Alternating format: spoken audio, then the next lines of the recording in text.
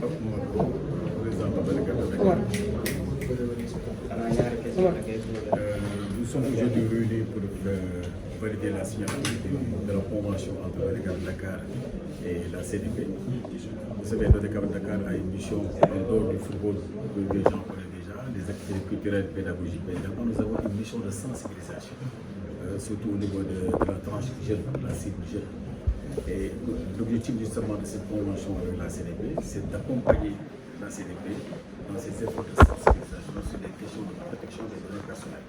C'est vraiment une lourde responsabilité à notre niveau. Nous sommes des acteurs communautaires, des acteurs du mouvement sportif, culturel, qui sont en contact souvent avec la population, qui sont en contact direct souvent avec les jeunes, et les sensibiliser, une cible très vulnérable du point de vue de la protection des données. Donc c'est notre rôle, c'est notre responsabilité d'accompagner cette mission publique de la CDP pour que l'ensemble des acteurs de l'ONG, mais spécialement les jeunes dans les différents quartiers, puissent être attentifs à l'utilisation des réseaux sociaux, qu'ils soient plus attentifs à l'utilisation des données à caractère personnel et qu'ils soient sensibilisés. C'est le sens de notre responsabilité et de la mission que nous confions avec la CDP. Avec la signature, avez-vous un message à lancer pour les jeunes? Mais le message il sera contenu dans les différentes actions et dans les différentes initiatives que nous allons mener avec la CDP en termes de sensibilisation sur les questions de la protection des données personnelles, mais également sur la responsabilité de chaque acteur vis-à-vis des données personnelles. Donc c'est les deux points sur lesquels justement le président Moussa Mbeng va avec son équipe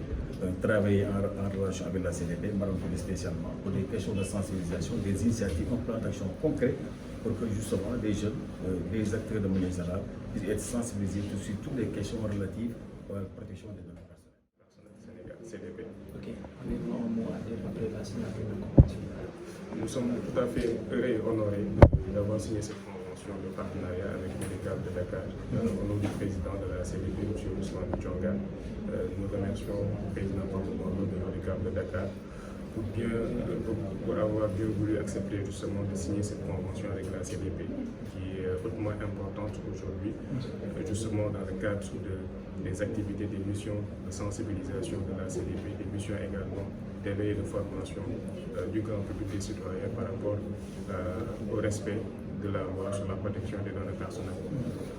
C'est une convention qui est importante parce que vous savez tous le contexte dans lequel nous sommes aujourd'hui avec l'avènement de l'Internet et des réseaux sociaux. Vous voyez tout le temps les dérives qui sont constatées sur leur utilisation. Certes, il y a des avantages, il y a des opportunités à utiliser dans ces plateformes digitales, mais de notre côté, il y a souvent donc des risques et des dangers par rapport à l'utilisation. Et c'est de notre devoir, nous, au niveau de la CDP, de pouvoir sensibiliser le grand public, de sensibiliser donc, les citoyens. Et avoir aujourd'hui un partenaire qui est l'ODCAV de Dakar, qui est également un pilier essentiel de la société, je dirais, sénégalaise, parce que c'est une particularité, je pense, qu'on a au Sénégal, d'avoir donc voilà, cette institution-là qui sert la communauté. C'est tout à fait naturel pour la CDP qu'on ait justement ce cadre de partenariat pour aller ensemble, mais dans la main, pour pouvoir sensibiliser les jeunes, les former sur l'utilisation d'Internet et des réseaux sociaux, mais également les outiller pour qu'ils puissent protéger les données personnelles. Pourquoi le choix de l'ODCAV? Je l'ai dit tout à l'heure, c'est un acteur qui est essentiel dans la communauté. Le président le disait tout à l'heure, les gens pensent que quand on parle de l'ODCAV, c'est juste des activités sportives, organiser des matchs de football. Mais ça va au-delà. Nous voyons clairement le rôle que l'ODCAV Dakar joue dans la communauté pour aider la communauté sur d'autres actions plus sociales. Donc c'est tout à fait normal pour nous, la CDP, de partir main dans la main avec l'ODCAV Dakar pour pouvoir sensibiliser les jeunes, les adultes, en tout cas le grand public sénégalais, dakarois particulièrement, justement sur ces questions qui sont de plus en plus, je dirais, importantes, la protection des données personnelles, la protection de la vie privée des Sénégalais. Sunu ndaje bi tey dañoo am fédéré kóllëre d'abord ak waa CDP ñëw muy ñëw boo xam ne ñëw bu ñu neex la su ko gisee tey ni ñu fi ñëwee pratiquement dama dañu mobiliser ODCAV bi yëpp gars yi sax ñoo xool téye sama loxo ñoom dañu xool rek benn échantillon mu ñëw parce que lu ko sabab mooy c'est-à-dire yëg-yëg ak yéene bu am ci accompagner CDP ci liggéey de protection des données personnelles bi mu nekk ñu ràññee ko ñun ñu xam ko gis ko gëstu ko aussi parce que souvent boo nee CDP wala protection des données nit ñi dañuy yaakaar yi yoo xam ni xëy na ñu ko xam donc te ñun ñoo nekk si terrain bi ñun ñoo nekk ak waa koñ bi ñoo nekk ak waa dëkkandoo ñoo nekk ak waajur yi ñoo nekk ak suñu raq yi suñu jarbaat yi ñoom nag responsabilité su weesoo football bi su weesoo théâtre yi yeneen activité yëpp ñoom nag une nouvelle mission presque laa ko mën tuddee mu nekk une mission nag bu ànd ak jamono mu nekk une nouvelle mission ànd ak jamono ba ànd ak war a ànd ak ñun si lañ nekk parce que njaboot gi yëpp njabootu nawetaan la njaboot gi yëpp nag sans exception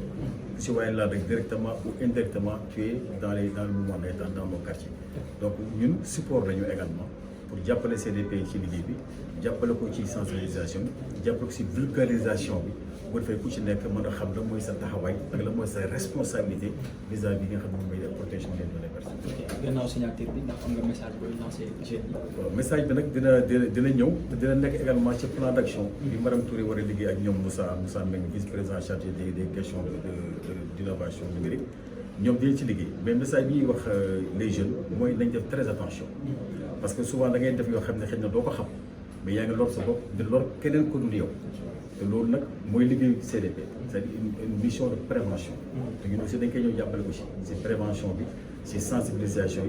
yi jeunes yi acteurs yi du question jeunes yi kese parce que soo xoolee actualité bi souvent du jeunes yi kese dañuy mettre en avant donc ñëpp la sénégalais yëpp mais spécialement ñun ñi nga xam ne jeunes yi ñoom ñoo gën a nekk couche bu gën a vulnérable ci l'utilisation des portables réseaux sociaux et cetera ñu mën leen a ñaax mu leen a sensibiliser accompagner CDP ci liggéey boobu te loolu nag plan d' action bi ñuy liggéey si fan yi yëpp dina ko génnee pour le travail mën a commencé comme ni ko président Moussa waxee tout à l'heure ci biir salle bi. merci beaucoup.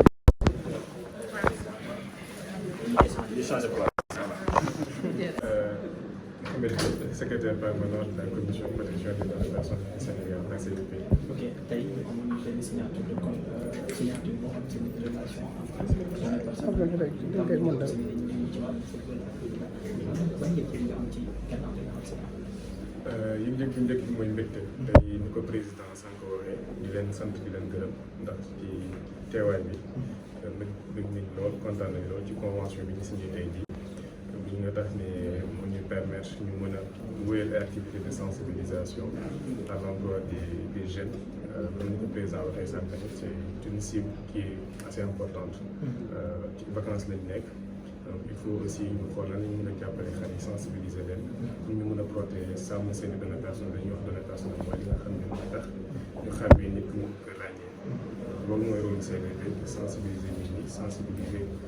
population sénégalaise pour ñu mën a aar seen i àq mun naa tamit ñu mën a aar seen i yelleef ndax ku nekk bu dee da ngay collecté di jëfandikoo ay données personnelles am na loolu war a wax nga war a respecté mbégte la ñu am di recevoir ODCAV Dakar ñu mën a sumb ab liggéey maanaam mën a sensibiliser nit ñi jàppale leen former leen wax ak nit ñi waxtaan askan wi bu ñu waxee waxtaan ak askan wi tamit mouvement nawetaan daf ci am mën naa ne part bu rëy donc tey jii mbégte bi ñu am noonu ñu signé convention bi dinañu mën a tax ñu mën a wéyal activité de sensibilisation et de formation pour donc les acteurs donc au niveau de ODCAV de Dakar. ok ndax da ngeen a gis ni actuellement sur affaire données personnelles dafa bëri ay risques wala dafa am quelque yoo xam ne si voilà daf leen di dugal ci ay situation yoo xam si ne peut être yéen moo tax ñu am signature waaw boo xoolee léegi maanaam ni ñuy jëfandikoo xarale yu yees yi ñuy wax réseaux sociaux wala internet amaana sax am na njëriñ bu bëri lu ci nekk waaye tamit am na ay gaañ yu ci nekk ñun suñu mission mooy lool ngir mën a yéen nit ñi mën a taxawu leen ba jëfandikoo bi ñuy jëfandikoo internet wala réseaux sociaux du leen mën a gaañ te bu ñu tamit jëfandikoo internet ak réseaux sociaux yi dañuy partager suñuy données personnelles suñuy photo suñuy vidéo suñuy image donc ñun suñu rôle mooy justement ñu mën a yee nit ñi ñaax leen ci ni ñu war a jëfandikoo données personnelles yooyu ni ñu war a utiliser réseaux sociaux yooyu léegi nag bu tax ñu xool ak ODCAV parce que gis nañu ODCAV liggéey bu mucc ay bi muy def ci population jeune liggéey bu mucc ay bi muy def ci li ñuy wax ci communauté bi donc tey jii c'est tout à fait normal ci ni ñu ci gërëmaat tamit waa ODCAV bi ñu accepté ñëw bëgg a liggéey ñun comme ni ko président waxee sànq liggéey ñun ci kontaan tamit ñun ñu mën a yéen nit ñi ñaax leen sensibiliser leen par rapport